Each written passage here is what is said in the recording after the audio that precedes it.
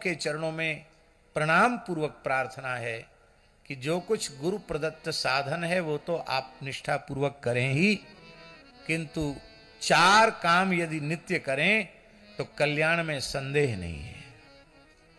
पहला काम, श्री जगन्नाथ जी का निर्माल्य नित्य लें। जगन्नाथ जी का निर्माल्य साक्षात जगन्नाथ का स्वरूप है। स्कंद पुराण पुरुषोत्तम महात्म्य में लिखा है,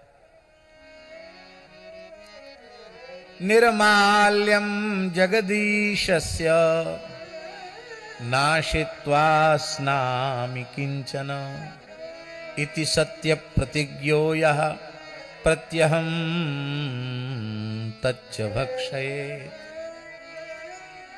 सर्वपाप विशुद्धात्मा शुद्धांतकरणो नरः सशुद्धं वैष्णवस्थानं क्रमाद्याति न संशयः। जो भगवान जगन्नाथ का निर्माल्य नित्य प्रति लेता है, बिना निर्माल्य लिए कुछ भी नहीं खाता है, ऐसा जिसने पक्का नियम ले रखा है, निष्ठापूर्वक नियम ले रखा है,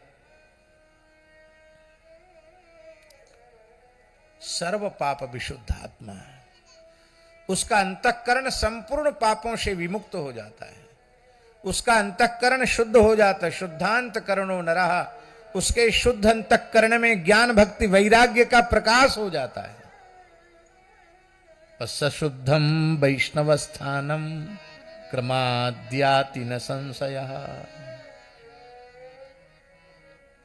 नीलाचल महात्म्य में लिखा है, क्रमशः वो भगवान के नित्य धाम को प्राप्त कर लेता है। नित्य गोलोक, नित्य वैकुंठ, नित्य साकेत, जहां वो जाना चाहता भगवान के धाम में वहां पहुंच जाएगा, इसमें संदेह नहीं है। जगन्नाथ जी का महाप्रसाद, जगन्नाथ जी का निर्माल्य साक्षात जगन्नाथ का स्वरूप है। वर्तमान समय में जगन्नाथ जी का निर्माल्य अब लोग होटलों में मंगाने लग गए हैं, विवाह आदि में मंगाने लग गए हैं।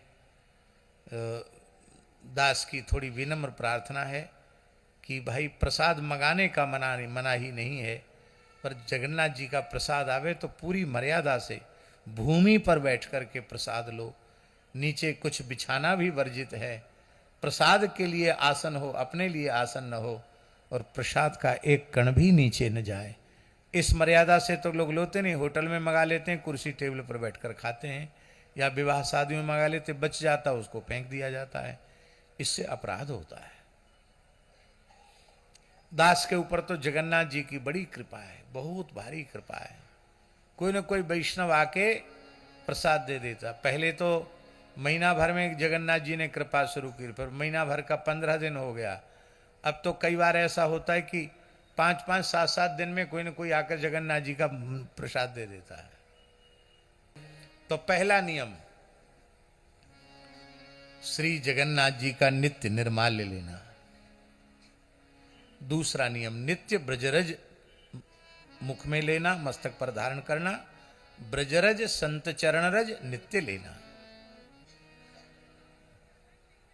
तीसरा नियम, नित्य भगवत चरणामृत लेना। और चौथा नियम, नित्य संत चरणामृत लेना।